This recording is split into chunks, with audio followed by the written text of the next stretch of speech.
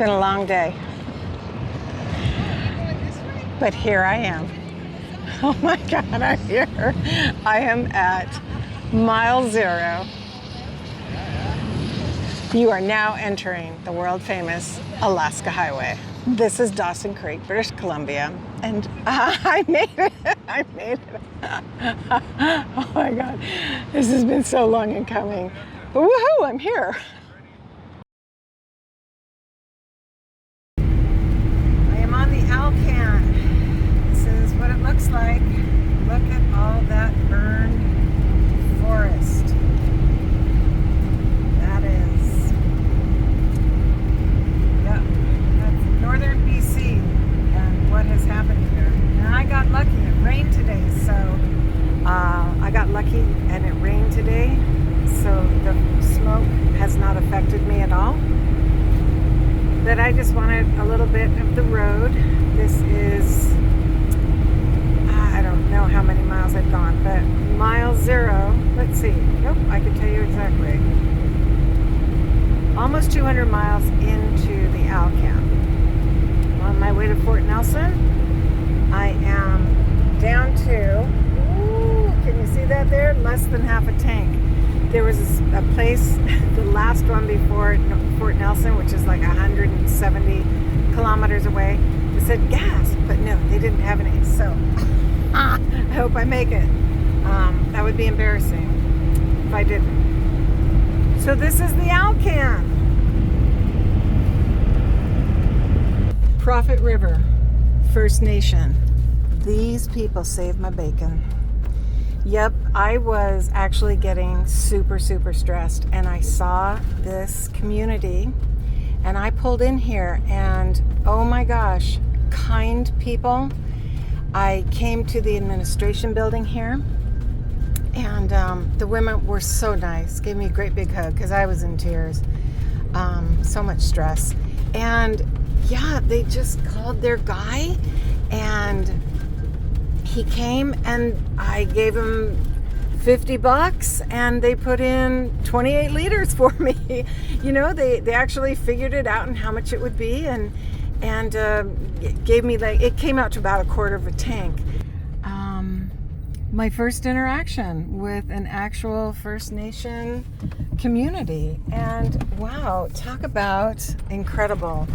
So in 300 meters, turn right onto Alaska Highway, British Columbia 97 North. My little map. Anyway, now I will make it to Fort Nelson. The adventure is over. The stress is done. All right, on we go. North to Alaska. Well, the road has gotten decidedly bad. And I just wanted to record a little of it to show how bad it can really be. So coming up, this is what happens once in a while, is you come up to these loose gravel. It's like going over a marshmallow.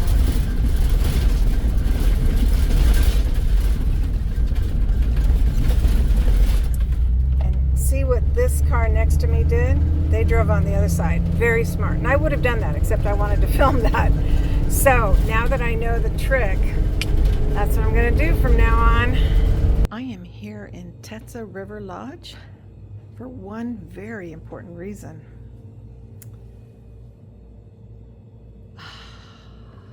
That cinnamon bun. Yep.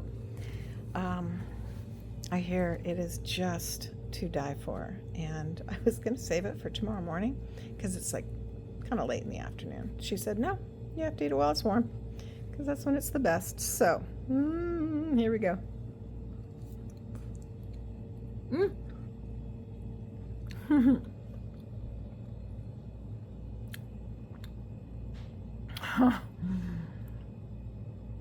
Oh my God. Wow.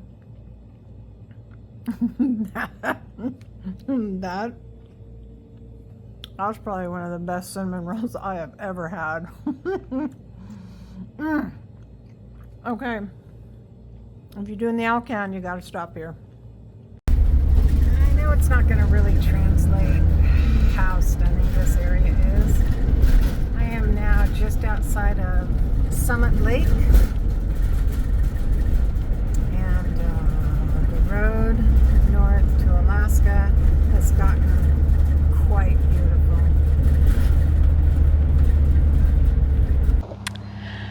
Here I am at Stone Mountain Provincial Park, Summit Lake. There's the lake. And anyway, it's quite lovely. It's very clear. And I'm just here for the night. It's like $20. It's dry camping. I thought I would film this with at least something pretty to look at. Bit of a rant. It has been a rough couple of days. It started out yesterday, leaving Jasper National Park. I took the 43 north to go through Grande Cache and then to Grande Prairie. That was the intended first stop so I could go to Costco. Well, the road between Grande Cache and Grande Prairie, 178 kilometers of nothing. Absolutely nothing. Some logging establishments, but no gas, no nothing. So as I was leaving Grande Cache, within just like 5 minutes of it, I realized that there was a sedan behind me, like a 4-door navy blue sedan. And so, of course, I lean over in the road and let him go by me, because that's what you do. Well, he didn't go by. Not then, not when there was a passing lane. It just tailgated me. I could see that there were at least 3 people in the vehicle. And I thought, okay, well, maybe they're having car problems.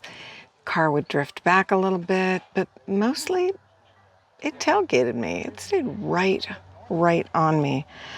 And this went on for a very long time.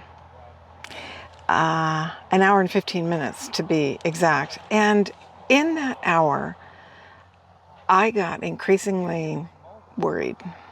Maybe I've watched too many TikToks of the insurance scams where people, pull in front of you and then slam their brakes on, to collect insurance. I've also seen worse conditions where, they slam their brakes on and then get out of the car for nefarious activities. And anyway, being on a very lonely highway, other cars passing continually, and this guy just riding my tail, the paranoia set in pretty harshly. I have, in my 40,000 miles, never had somebody follow me like that. Wait, this is too bright for me. I'm going to step back. Anyway, it made me feel, for the first time, really how very vulnerable I am, alone, traveling solo. And to the point where I called my daughter, gave her all the information, about the car that I could, just in case I went missing. Yeah, it was that bad. And I really actually thought about turning around and going home. Like, it was almost like all these bad things that have happened with the car, and I just thought, oh, is this another sign? Should I be doing this? What am I doing out here? And the road was really bad, like hard driving. So an hour and 15 minutes in, this car finally went around me.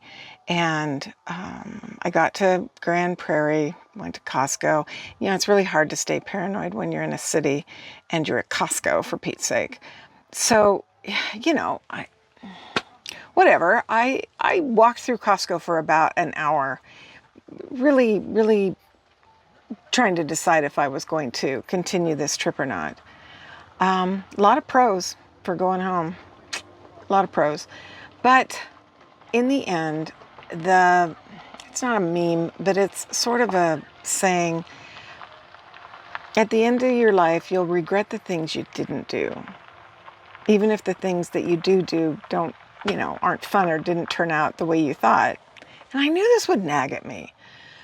So I got all my courage together and I got in my car and I kept on going. And I ended up in Dawson Creek that night. Very long day of driving. Met some nice Canadians, told them about the story, and they were like, oh, nothing bad ever happens in Canada. They were very sweet about it, but I know better. I know crime happens everywhere. And in my defense of my paranoia, better paranoid than, ignorant and blissfully so, thinking, oh, nothing bad could ever happen to me because it's Canada. So better to just be aware, I guess. Anyway, that's that story. The other really challenging thing that I have faced in the last, actually several days now, since my second night in Jasper, is that I got a little visitor. No, not a human visitor. Little hitchhiker decided to come and be a part of my journey. Little mouse invaded my RV in Jasper, and I struggled for 3 days trying to get rid of him, tearing the RV apart, cleaning, scrubbing things down, being absolutely freaked out. Not that critters freak me out. At home, I have had mice in my home, and I use live capture traps, and then I take them and set them free. So I've dealt with mice, and I've owned rats. It's not a big deal that they're critters, but they don't get to share my RV with me. And wild ones, because hantavirus, no. So the Canadians that I met at the Mile Zero park last night had traps, but they were not catch and release traps. They were kill traps, and it worked. And that was hard, because I don't like to kill little critters. I mean, on the one hand, yeah, the mouse problem is gone, hopefully. I'm pretty sure it was just the one. But on the other hand, it was not fun to deal with that in any way, shape, or form. So, gosh, it's just been a rough couple of days. And then today with, feeling like I was going to run out of gas and I didn't want to, push the vehicle all the way to the fume level, and if I didn't quite make it all the way, have to pull off to the side of the road because the shoulder is not a full car length. I would have been half on the shoulder and half in the street, and that would have been terribly dangerous. So anyway, I thought the challenging part of driving to Alaska was going to be just the roads. And oh, trust me, those are incredibly challenging. I had no idea that I would be facing all these other things as well. So, rough couple of days. And there's good stuff along the way, of course. Fort Nelson turned out to be a lovely stop. The kind people at the First Nations community of Prophet River, what lifesavers they were. The kindness of strangers is just, I can't tell you how grateful I am for that, which I have encountered over and over again on this trip. And then, of course, here I am at this beautiful lake. I had that beautiful cinnamon bun. So I know it all equals out in the end, but when you don't have somebody with you to share the stress with, to share the anxiety and even the the good stuff, sometimes it's rough. So again, just the reality of RV travel.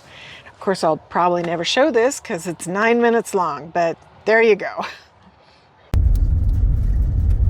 This is just outside of Summit Lake. Wow, look how beautiful.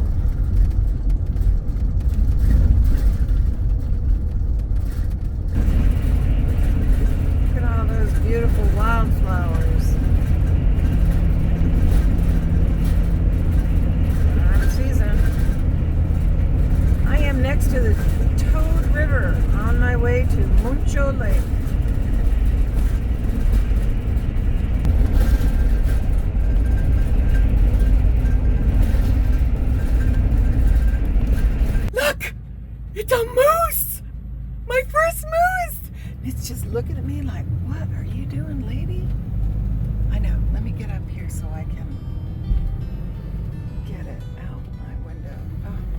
perfect. There. Hi, Moose! Hi! Oh, we did not like being talked to. Sorry, Moose. Okay, that was exciting. Stopping for gas at Muncho Lake. Double G service. And look at these cute pumps. I have no idea how to work them. Let's find out. So this is the kind of gas pump that I grew up with. $2.40 a liter. You don't even want to know how much that is. But he said just go pump it. So we are pumping.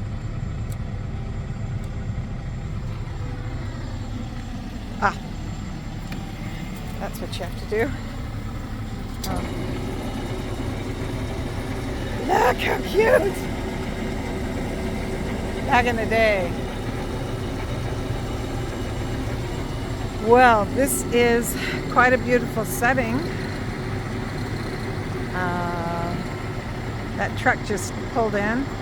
Can you imagine driving that all the way through these mountains? It's crazy. And by the way, hubcap.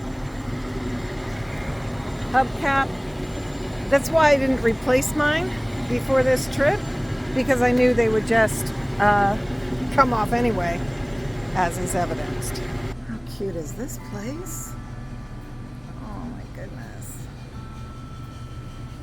I love places like this. Muncho Lake.